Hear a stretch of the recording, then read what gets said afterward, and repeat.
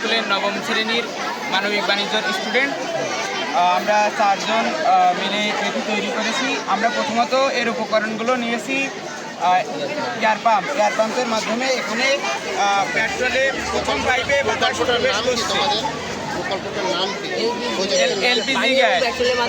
LPG gas তৈরি হচ্ছে। এর উপকরণগুলো হলো প্রথম এয়ার পাম্পের মাধ্যমে ইলেকট্রিসিটির মাধ্যমে পানি পেট্রোলে প্রবেশ করছে এবং বুদবুদ তৈরি হচ্ছে। বাতাস প্রবেশ করছে এবং বুদবুদ তৈরি হচ্ছে। পেট্রোলের দ্বিতীয় পাইপ দিয়ে পানির প্রথম পাইপে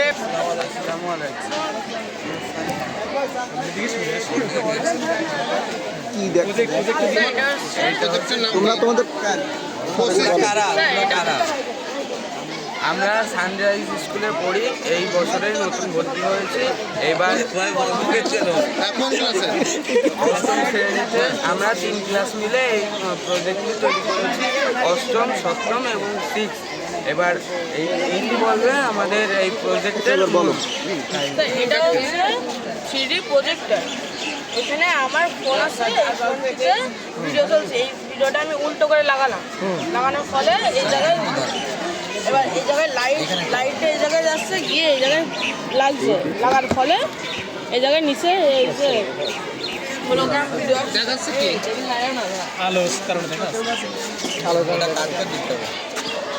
কিভাবে করবো? সব তো একসাথে হবে। আসসালামু আলাইকুম। আমরা সানরাইজ পাবলিক স্কুলের নবম শ্রেণীর বিজ্ঞান শাখার স্টুডেন্ট। আজকে আমাদের স্কুলে মূলত একটি বিজ্ঞান মেলার আয়োজন করা হয়েছে, যেটি খুব কম হয়ে থাকে। খুব কম স্কুলে এটা আয়োজন করা হয়, কিন্তু আমাদের স্কুলে প্রায় এটার আয়োজন করা হয়। আমরা মূলত সবাই মিলে এই গ্রিন হাউসটি বানিয়েছি। গ্রিন হাউসের উপকারিতা হচ্ছে, গ্রিন হাউস মূলত বাংলাদেশে সচরাচর দেখা যায়, কারণ বাংলাদেশের তাপমাত্রা আমাদের অনুকূলে থাকে। গ্রিন হাউস সচরাচর দেখা যায় বিদেশে, কারণ তাদের তাপমাত্রা আমাদের অনুকূলে থাকে না। গ্রিন হাউসের মাধ্যমে আমরা তাপমাত্রা, আর্দ্রতা ইত্যাদি খুব সহজে নিয়ন্ত্রণ করতে পারি। গ্রিন হাউসের ভিতরে গাছপালা খুব সেফ থাকে। পোকামাকড়, বিভিন্ন জীবাণু, রোগ জীবাণু থেকে গ্রিন হাউসের ভিতরে থাকা গাছগুলো সেফ থাকে। আমরা এর ভিতরে পানি, সেচ ইত্যাদি খুব ভালোভাবে আর কি প্রদান করতে পারি, যা বাইরের তুলনায় গ্রিন হাউসের ভিতরের গাছপালা বেশি পেয়ে থাকে। গ্রিন হাউস মূলত কাঁচ বা প্লাস্টিক, স্বচ্ছ প্লাস্টিকের জিনিসগুলো ইউজ হয়। ছোট জাতীয় গ্রিন হাউসকে আমরা কোল্ড হাউস বা কোল্ড রুম বলতে পারি। গ্রিন হাউস সূর্যের আলো প্রবেশ করে, কিন্তু সহজে তা বের হতে পারে না।